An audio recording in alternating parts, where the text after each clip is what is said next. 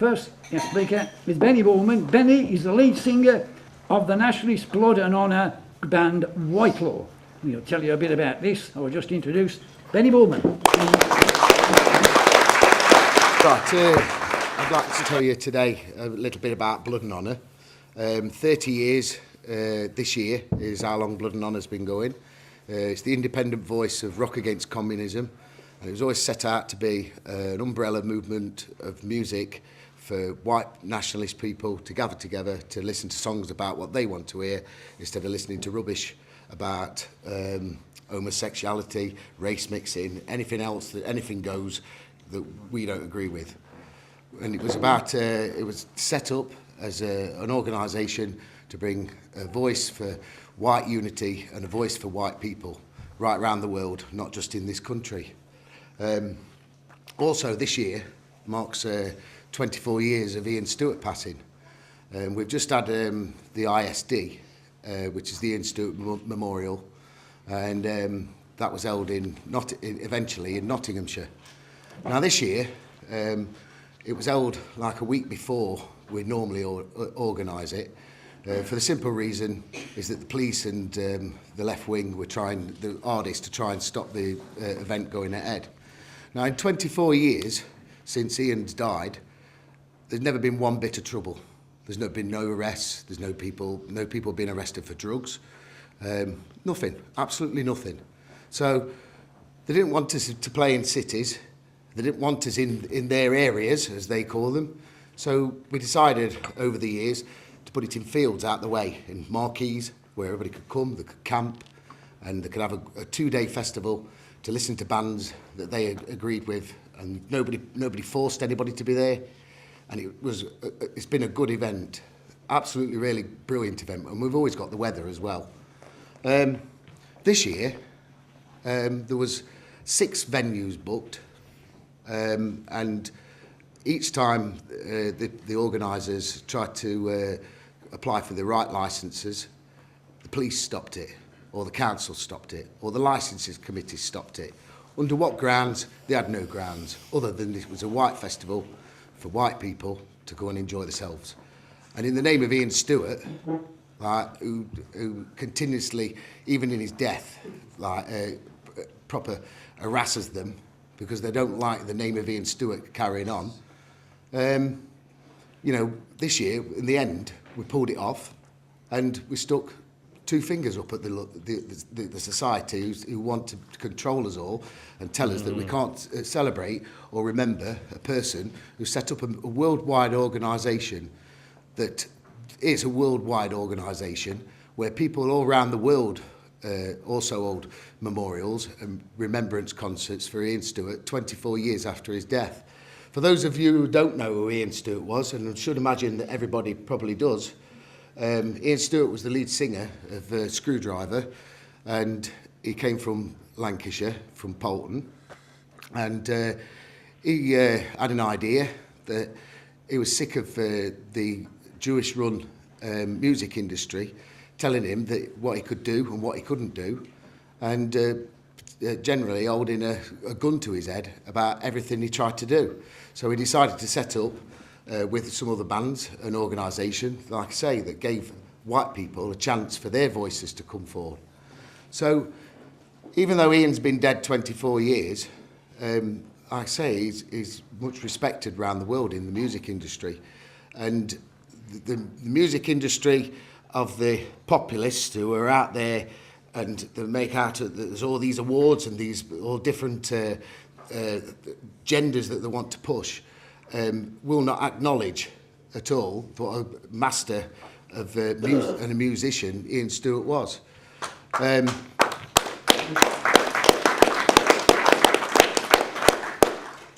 We, as band members of Blood and Honour, have made sure that it's our one thing that we do is to make sure that Ian Stewart's music and his name lives on. And we always hold a minute's silence. And this year, we've just finished a little tour.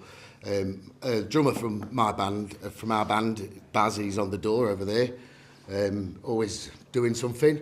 I've probably been with Baz well, I know actually I've actually been involved with a band with Baz longer than I was married.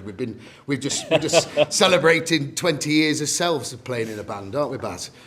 So, and we've just come back from a little tour over in Poland. Played one gig in Poland, one in Hungary, and we observed minute silences at their memorials as well. And you know, one thing I must mention as well, the attendance this year there was probably about 500 people turned up for the 2-day event, and it was a run round as well to get it there. And the authorities, they sent back probably about 200 people who'd flown from Germany and France and Italy and all over the world under the grounds that they were attending a concert for a white supremacist. And they had, I got things sent to me, and they were saying that you're undesirable, not wanted in this country.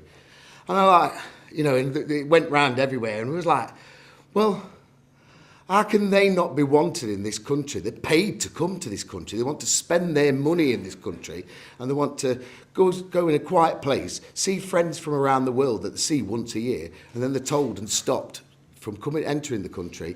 One lad I know, who I met in Hungary the other week, he said he was stripped of all his clothes, and he had to wear one of those plastic suits and kept in for 24 hours.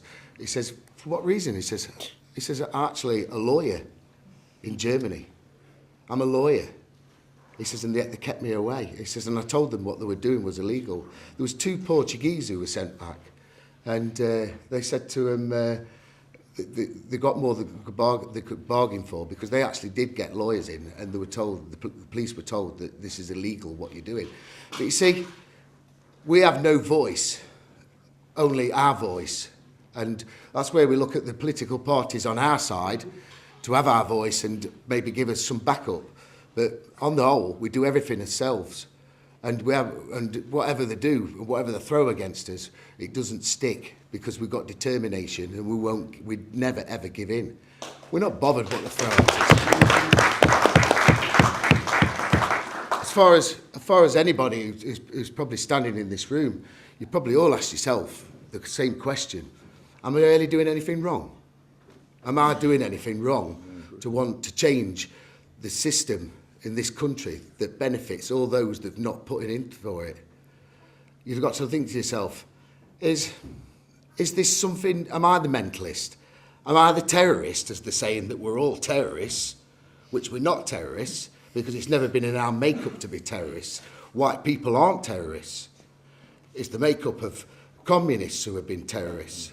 It's the makeup of Mossad who are terrorists. That's right. And they're the ones who spread the lies. They're the terrorists.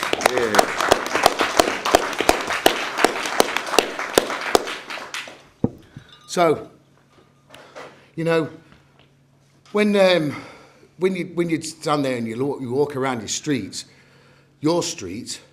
and you look around and you see the people who are just walking around with the blinkers, but they know what's going on. The way I look at it is that, and I listen to people right around the world, and I talk to a lot of people around the world. I know lots and lots of people. And I listen to what they've got to say. And there's one thing that we've all got in common, and that's a fight on our hands to protect our way of lives and our cultures and our heritage. And what we've got to do is, I look in this room, and there's people who are knowledgeable people in this room. And as Mr. Acton said here, you know, that we've been on a demise in this country, and not just in this country, around Europe and around the world, with our politics, because that media mogul out there is very good at doing what they're doing, and they're putting us down as the terrorists, and they're putting people off. They're thinking we're just a bunch of complete nutters in a room who stand around in leather gear or whatever, and jackbooted around and shouting this, that, and the other. And they think we're mad. They've made it that way because they don't want us to get that upper hand. But I look around in this room, and there's people in this room who I know, you're knowledgeable people. And I've said to the people when I've been talking to them in Europe is, you know, all we've got to do is we've got to get together and form some sort of coalition just a voting party, some sort of coalition party that really does look the business, that really puts that fight to them and takes that away from the Jeremy Corbyns and the other people like that who stand there and they implement their nasty, horrible politics, who want to ruin everything that we stand for. And all I say is that, you know, if John Tyndall was alive, if Colin Jordan was alive, if Ian Stewart was alive today, what would they be doing?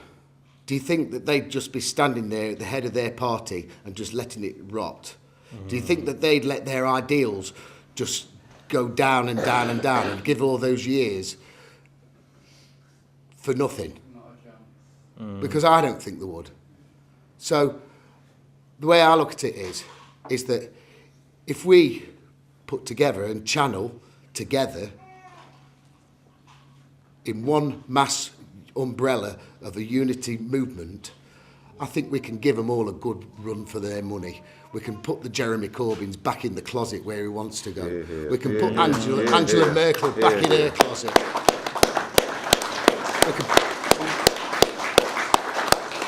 We can put Theresa May and Angela Rudd back in their little closets, what they've scaled out of. And that horrible little Scottish woman as well, who thinks she's in, yes. You know, out of Rabsy Nesbitt. Yeah. You know, so anyway, that's basically all I've got to say. Is that, you know, I think that the way I look at it is I've been involved now since I was a teenager, and I've been with Blood and Honour right from the start. And they'll probably be wheeling us one day on a stage and saying like, "Oh, just give us a few tunes," and you know, Baz will be there. He'll be using little brushes instead of this because he can't pick up sticks. But you know, we won't give in, and we'll never give in. And next year, when we plan the ISD, we'll be there, and we'll be doing exactly what we've done this year. And you know, we'll be making our voice known that the white people in this country and around Europe have not given in yet, and the fight is still yet to come. Thank you.